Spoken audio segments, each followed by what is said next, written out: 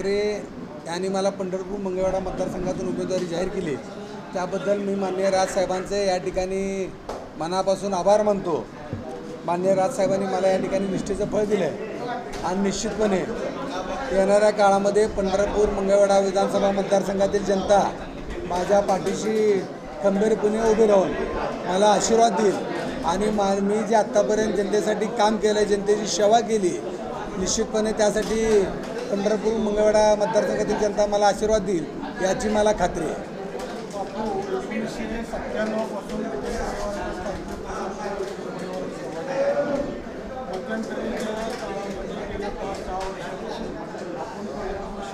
अनेक समस्या सोडवण्यासाठी आक्रमकपणे पुढे आलेले, निरनिराळे समस्या मांडलेले, काही समस्या स्वखर्चाने देखील सोडवण्यासाठी प्रभावी भूमिका बजावली।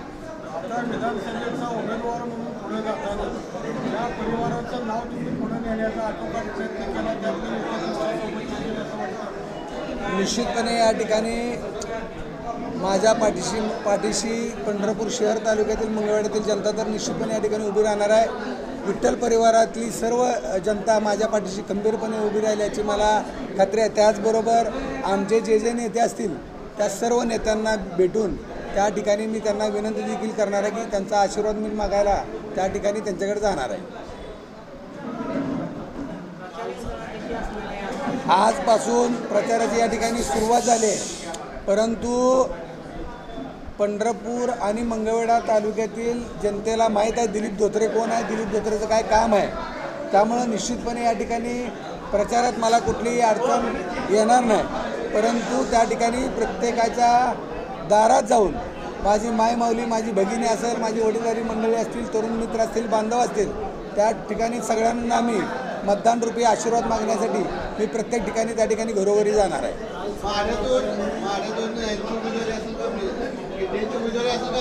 माननीय राजसाहेब ठाकरे यांच्याकडे काल या मतदारसंघातील इच्छुकांनी त्या ठिकाणी उमेदवारीची मागणी केलेली आहे। आमचे जिल्हाध्यक्ष प्रशांत गिड्डे असतील, शशिकांत पाटील असेल, त्या ठिकाणी त्यांनी या उमेदवारीची मागणी केलेली आहे। निश्चितपणे माननीय राजसाहेब ठाकरे येत्या काळामध्ये यांची उमेदवारी जाहीर करतील। लोकसभेचा विषय वेगळा होता। ज्यावेळेस माननीय राजसाहेबांनी पाठिंबा दिला होता त्यावेळेस असं सांगितलं होतं की हा पाठिंबा नरेंद्र मोदींना फक्त लोकसभेपुरताच असेल, पुढचं विधानसभेचं काही जाहीर केलं नव्हतं। आणि आत्ता राजसाहेबांनी महाराष्ट्रामध्ये 250 जागा लढवण्याचं त्या ठिकाणी जाहीर केलेलं आहे आणि त्या पद्धतीनं आमच्या महाराष्ट्र नवनिर्माण सेना पक्षाचं काम चालू आहे।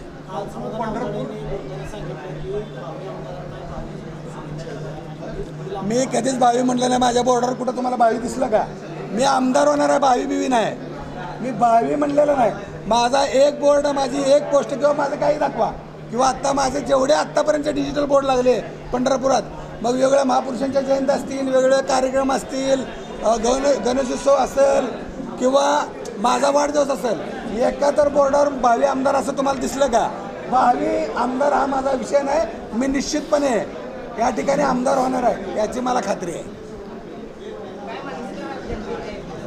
जनतेला मी एवढंच सांगेन की तुमच्यासाठी जो काम करणार आहे, तुमच्यासाठी ज्यांनी काम केलं आहे, कुठल्याही जातीपातीच्या भानगडीत न पडता जो तुमच्या कामाला धावून येतो, जो निम्म्या रात्री तुम्ही हात मारली तर तुमच्या मत्तीला धावून येतो, जो जनतेचं काम करतो, जो कायम रस्त्यावर आहे, अशा माणसाला आपण मतदान करावं हीच मी जनतेला विनंती करतो।